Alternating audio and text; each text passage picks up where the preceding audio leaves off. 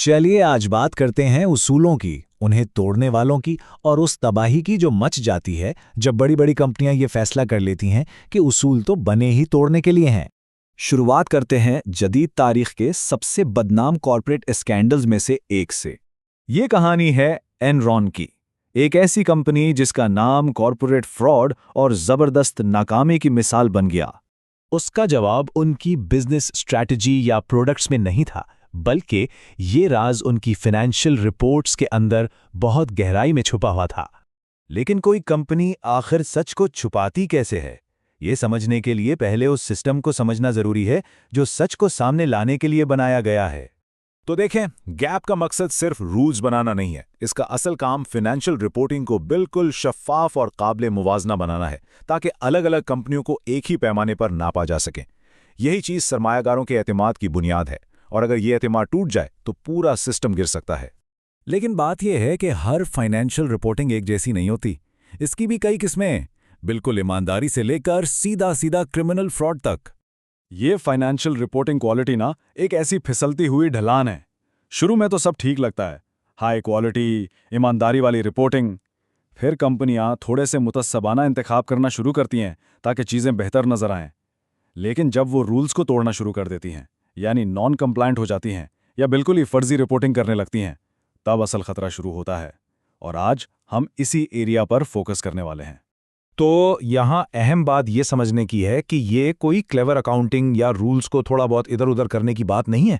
यहाँ तो सीधा सीधा रूल बुक को उठाकर फेंक दिया जाता है, और ये बुनियादी तौर पर धोखा है। और असल में तारीख के बड़े से बड़े कॉर्पोरेट स्कैंडल्स उठाकर देख लें, उन सब के मरकज में गैप से यही इन्हिराफात यानी डिविएशंस मिलेंगी। वर्ल्डकॉम की मिसाल लें, उनका धोखा उनके बिजनेस के बिल्कुल सेंटर में छुपा था, उनके सबसे बड़े खर्चे में, जिसे लाइन कॉस्ट्स कहते हैं। ये बुनियादी तौर पर दूसरे नेटवर्क्स को इस्तेमाल करने की फीस होती है।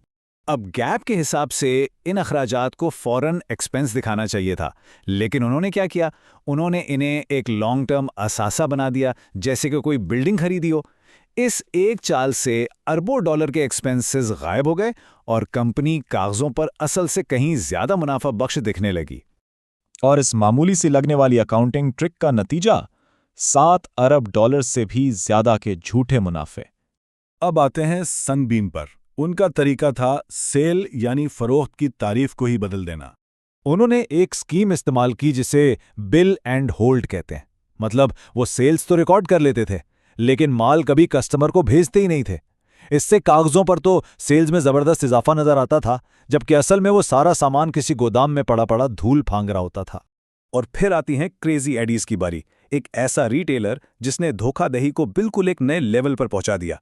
यहां बात सिर्फ रूल्स तोड़ने की नहीं, बल्कि सब कुछ मनगढ़ंत था। ये सिर्फ रूल्स तोड़ने की बात नहीं थी। क्रेजी आईडीज ने तो फर्जी इन्वेंट्री और जाली इनवॉइसेस तक बना डाले, यानी वो हवा में से असासे और आमदनी बना रहे थे, सिर्फ इसलिए कि ऑडिटर्स और सरमायाकारों को बेवकूफ बना सकें।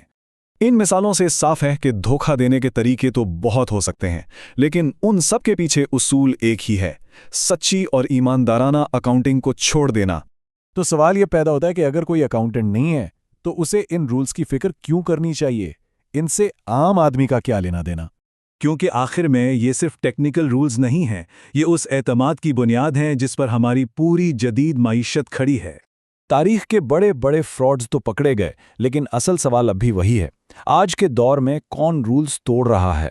और यही वजह है कि हाई क्वालिटी रिपोर्टिंग और इस तरह के खतरनाक इन्हिराफात के दरमियान फ़र्क को समझना सिर्फ कोई एकेडमिक मश्क नहीं, ये अपनी सरमायाकारी को महफूज रखने की चाबी भी हो सकती है।